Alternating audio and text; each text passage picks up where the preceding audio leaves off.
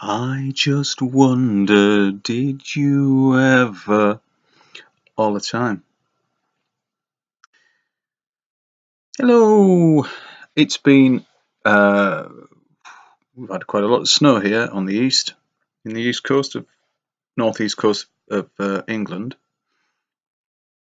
Around here, because I'm really in the snow line, above the snow line, I've, well, when it was fresh, it was certainly 4 inches and more, and it was blowing a bit, so you get drifts where it's deeper, and maybe a bit less of it somewhere where it's blown from, of course, but generally about 4 inches, I would say, which is quite a lot for the last day of November, the last day of autumn.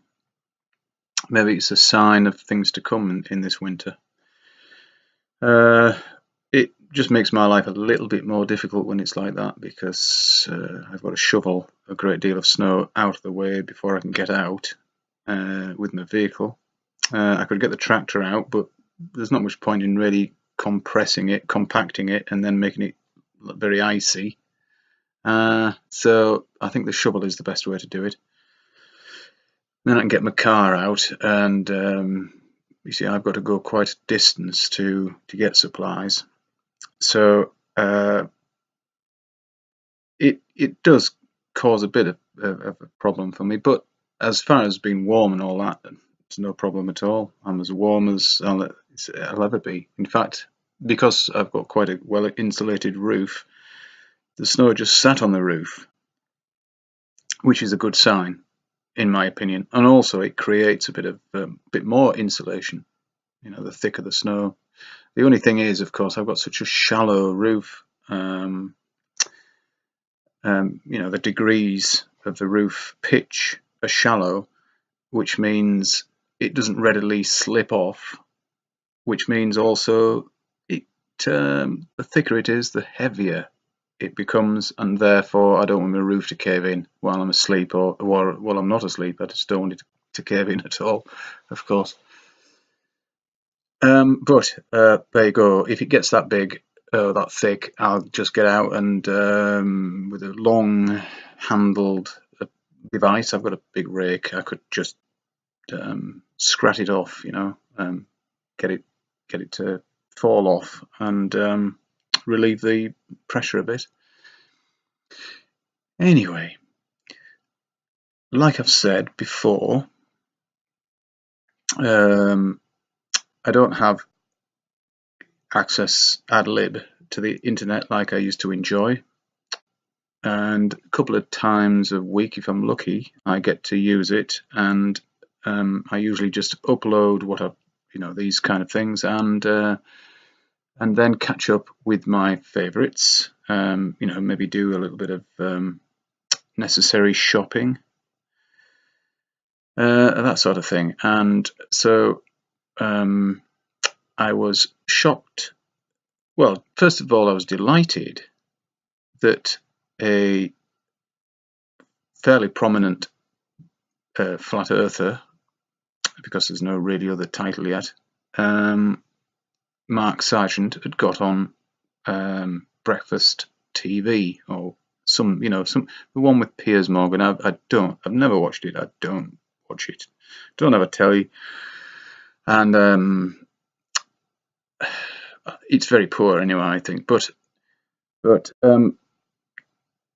I'm kind of the opinion that any publicity is good publicity. But then when I watched it, thanks to Dell at Beyond the Imaginary Curve, oh dear, Dell was absolutely right in ripping it apart, because he did a very poor job indeed, did Mark. And I know you you are kind of controlled by the questions they ask and the responses, therefore, and you have to kind of react to the responses, but you don't. I'm sure if Dell actually did it, he would just ignore the bullshit and tell the truth. Now, I know that I couldn't have done any better than Mark. I am not that kind of a person who could put my face on the TV and expect to carry anything off, really. I just I'm not that type of person. But well, you must agree that at least it's better than, that a year ago there was nobody on breakfast television speaking about the globe being a complete lie, and now there is. So that's got to be a step in the right direction. And really, okay, any publicity is good publicity, but they could just mock and make it so that even if you were curious, they could just snuff out that curiosity by ridiculing. And the sad fact is actually that the globe is the one that should be up for ridicule, because it's such a ridiculous concept. It's nonsensical, it's illogical, and it's pseudoscience bullshit. Aye. Satellites, fuck's sake. Well, I know that there aren't any satellites. Well, how do you know that? Well, I know that because I use 3 things, I think: logic, science, and, oh yes, common sense. Now, if you apply all those to any situation, you'll find out what's going on. And we're not living on a spinning ball. There is absolutely no experiment that's ever been done to show that we move, we spin. No, not a one. In fact, when they do these experiments, it shows that we're static. So there you go. We live on a static plane. Water does not curve around a ball, and that can be demonstrated. We could make a model, a scale model of the Earth, and I'm not talking about a spinning ball, because you can't do that. Can you make a scale model, please? Anybody, send your answers on a postcard. Could you make a scale model of a spinning ball Earth in a vacuum with the water and the air on it? Could you do that? Well, if you can, you're much more advanced than I am. But I could make a model of how it actually is. The continents, the oceans in between, and the air above. In fact, I wouldn't have to even make the air above, because here it is. But you could do. So that's just one logical conclusion that you could come to give you a little bit of a nudge towards disbelieving the bullshit spinning ball. But yeah, like I say, Mark Sargent isn't. I was never really a fan of his. I've seen quite a bit of his stuff, and you see, you can't dismiss people without observing them. You can't just dismiss them outright and say, and if you haven't experienced what they're up to. But it's come to light recently, anyway, that Mark Sargent and Patrick Steer are old mates, and they collaborate, in all this, and they are really just, well, they control the well, try to control the damage, I suppose, damage limitation or gatekeeping or whatever you might call it, and they try to steer the direction in which this realization that we're not living on a spinning ball is going. And they're making well, a very poor job of it, in my opinion. And it's people like Del, Beyond the Imaginary Curve, and all the people who put that together, such as Gav and Marshall and the great I can't remember what they're called now. You know, the people in the chat who keep it all civil. Sorry, I can't remember what they're called. I've been so long out of it. Him, Harry Growler, who's a great, does some great experiments. There you go.